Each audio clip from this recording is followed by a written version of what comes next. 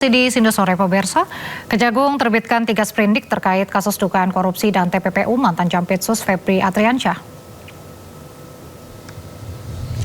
Penerbitan sprindik dilakukan setelah Korps Adiaksa menerima berkas perkara dari Kortas Polri. Kapus Penkum Kejagung Anang Supriyatna menyebut sprindik pertama terkait Tipkor dan TPPU untuk PT Krakatau, kemudian kedua terkait Tipkor Batubara, dan sprindik ketiga terkait Tipkor dan TPPU Asabri. Kapus Penkum menjelaskan usai terbitnya 3 sprindik tersebut, segala tindakan yang bersifat pro justisia sudah beralih ke penyidik kejaksaan. Namun penyidik Kejagung tetap berkoordinasi dengan Polri dan KPK serta Komisi 3 DPR untuk ikut mengawasi proses penyidikan. Cukup ya, makasih ya. Telah dilakukan penyerahan sejumlah barang bukti terkait dengan kasus dugaan tindak pidana korupsi dan TPPU dalam 3 perkara dari penyidik Polri kepada penyidik di Kejaksaan Agung. Dan saat ini Kejaksaan Agung telah menerbitkan sprindik sebanyak 3 sprindik. Ada 3, yaitu terkait sprindik nomor 43 dugaan tindak pidana korupsi dan TPPU untuk PT Krakatau. Yang kedua sprindik nomor 44, tahap sangka itu kan dikeluarkan dari sana ya.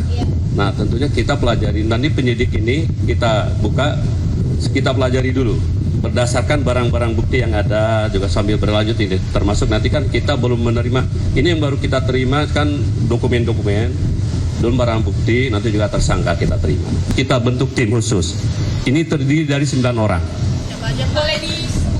Yang jelas sebagian besar penyidik-penyidik ini yang berasal mantan alumni KPK. Jaksa-jaksa yang pernah bertugas di KPK. Sebelumnya Kejaksaan Agung menerbitkan surat edaran yang memerintahkan menghentikan pengumpulan data dan keterangan terkait pelaksanaan program MBK. Meski demikian, Kapus Penkum menyatakan bahwa penghentian pengumpulan data bukan berarti hasilnya tidak diproses.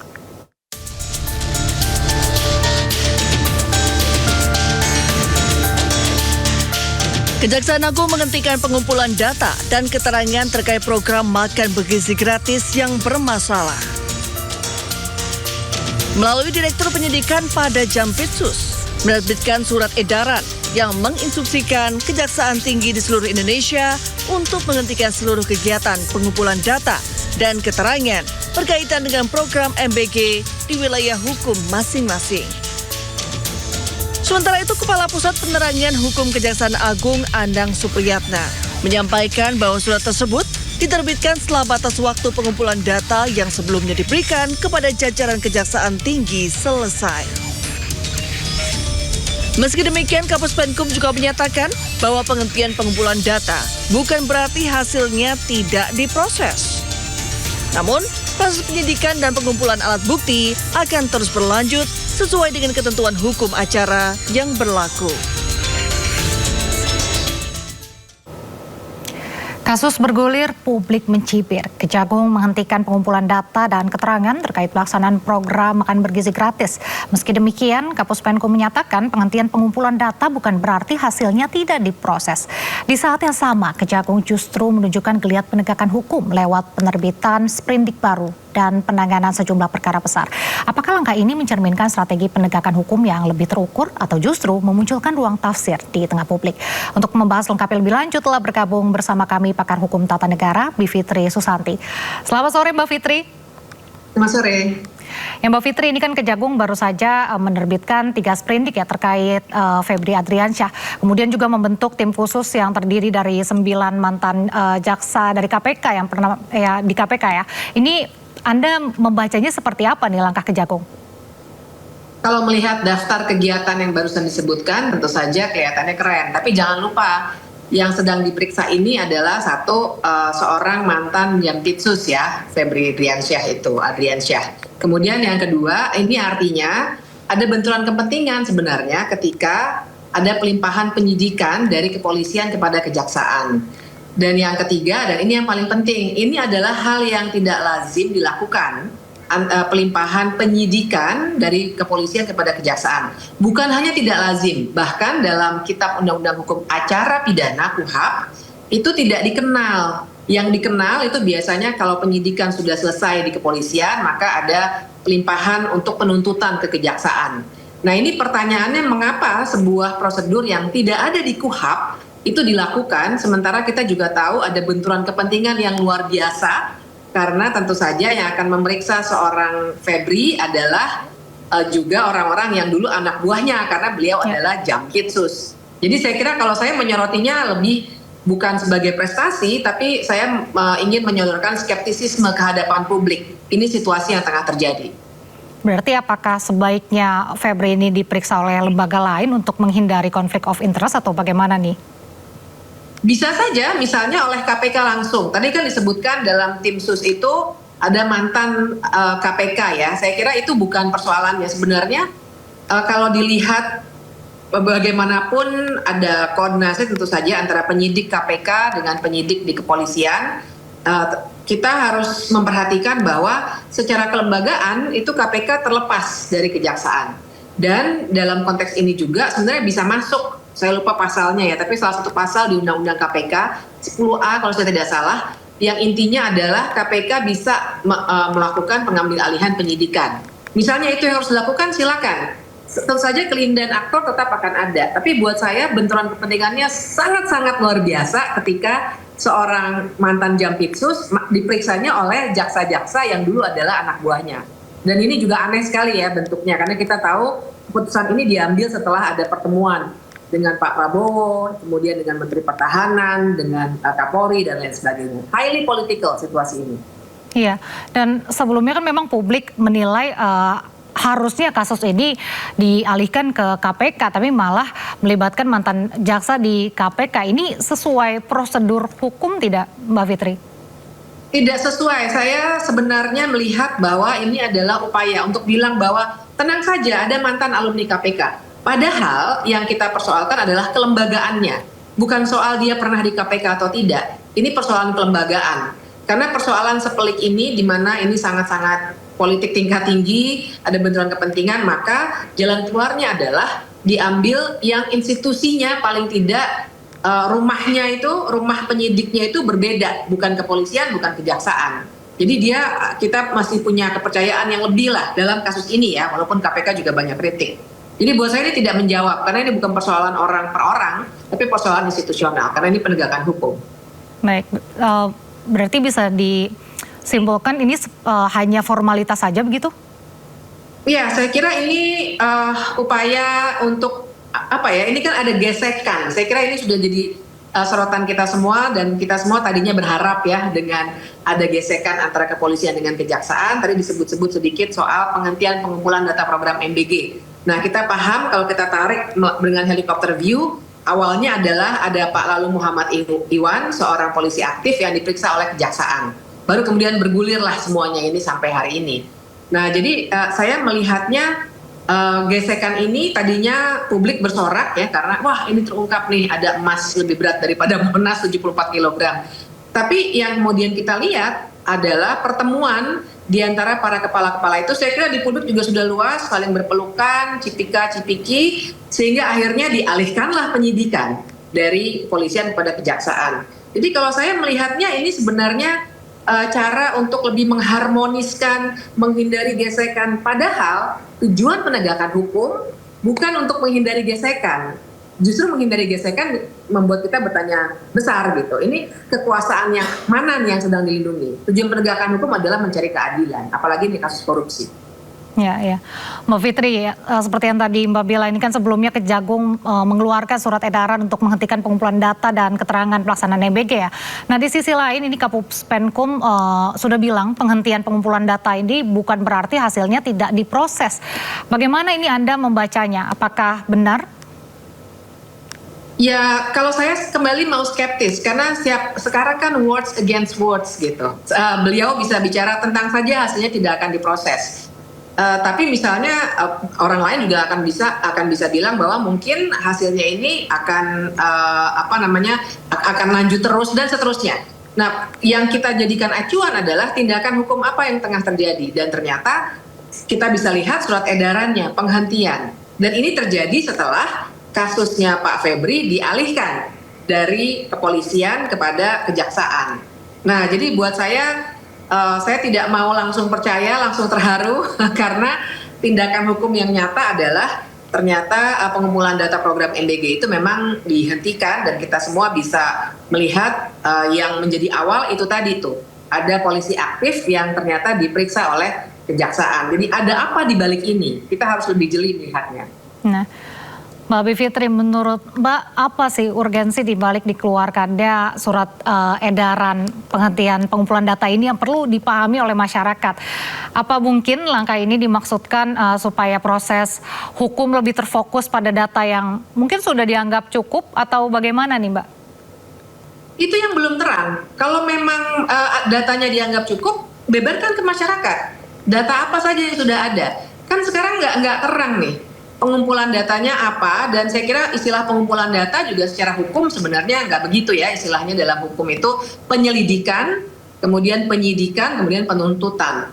Nah, apakah misalnya pengumpulan data ini adalah langkah awal sebelum mencapai penyelidikan? Kalau memang itu, dan ternyata publik punya pertanyaan besar, kewajiban bagi kejaksaan untuk mengumumkan, memangnya datanya sudah secukup apa sih, benarkah akan dilakukan penyelidikan? Mungkin saja mereka akan berkilah, ya ini kasus hukum, belum bisa dibeberkan.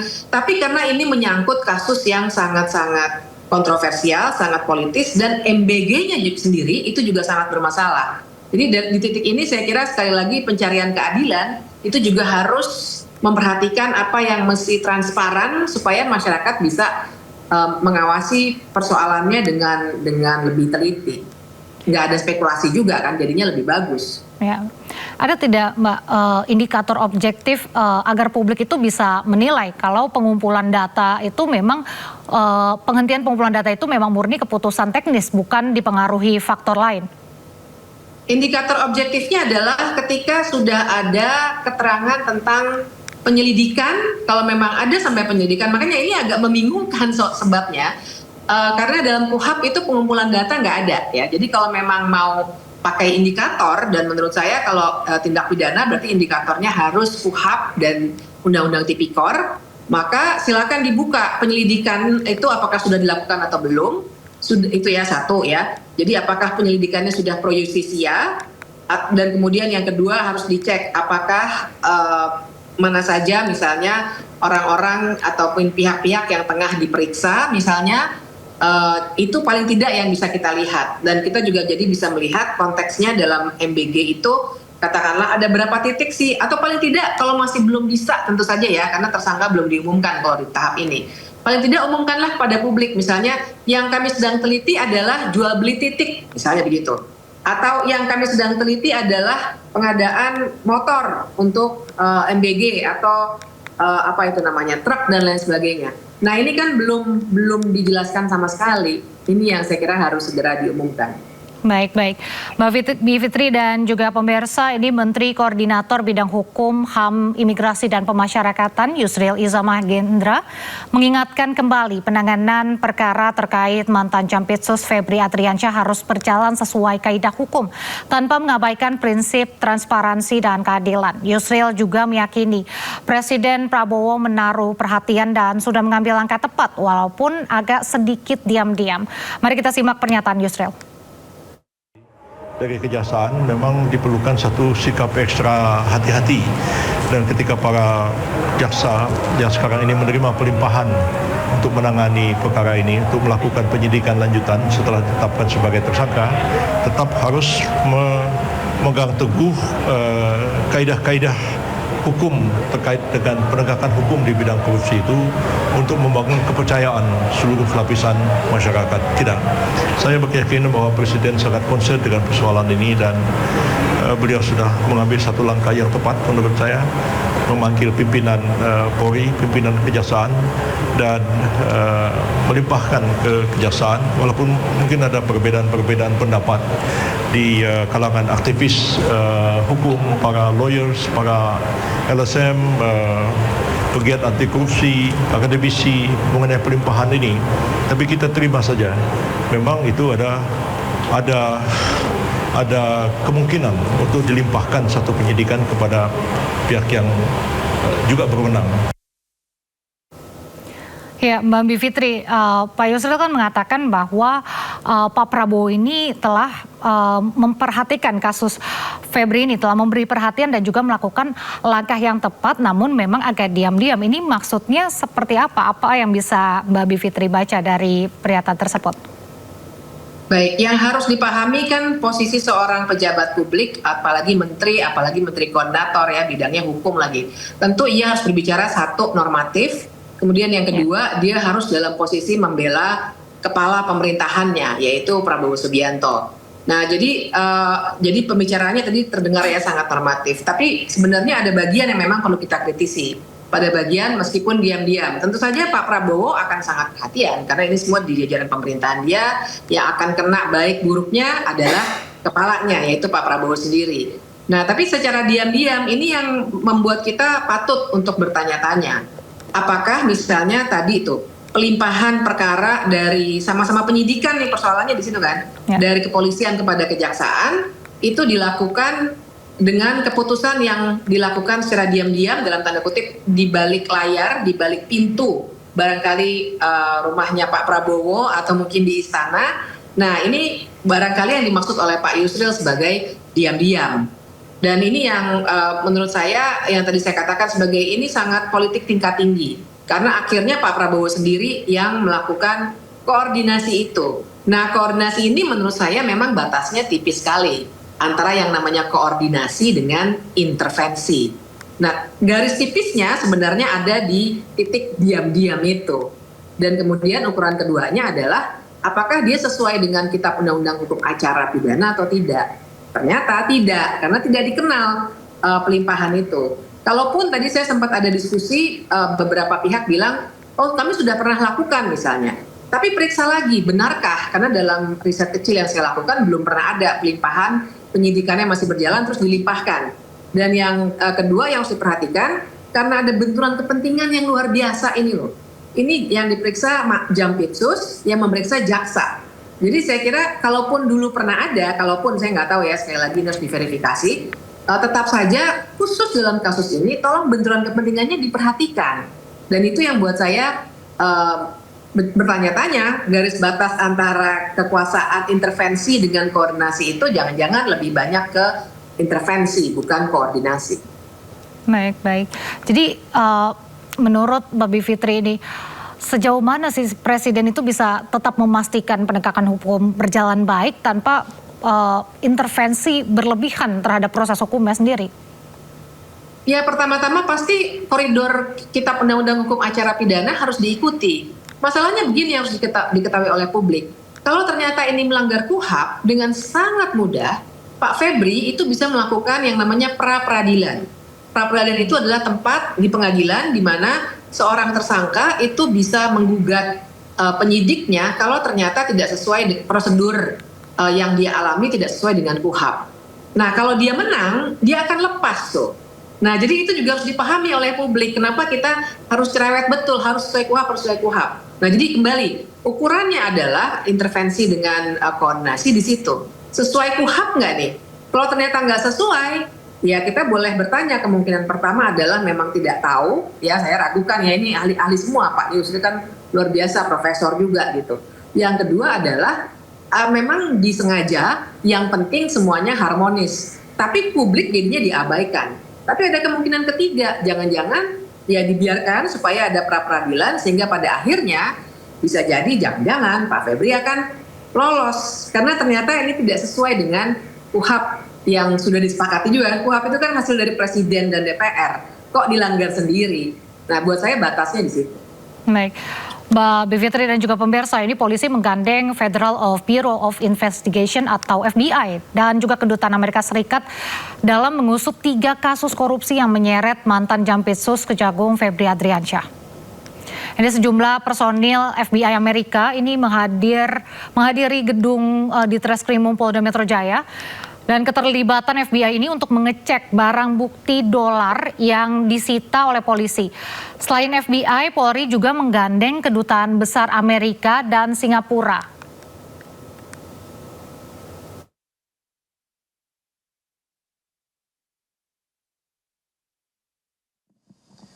Ini ada uang USD, SGD, rupiah, termasuk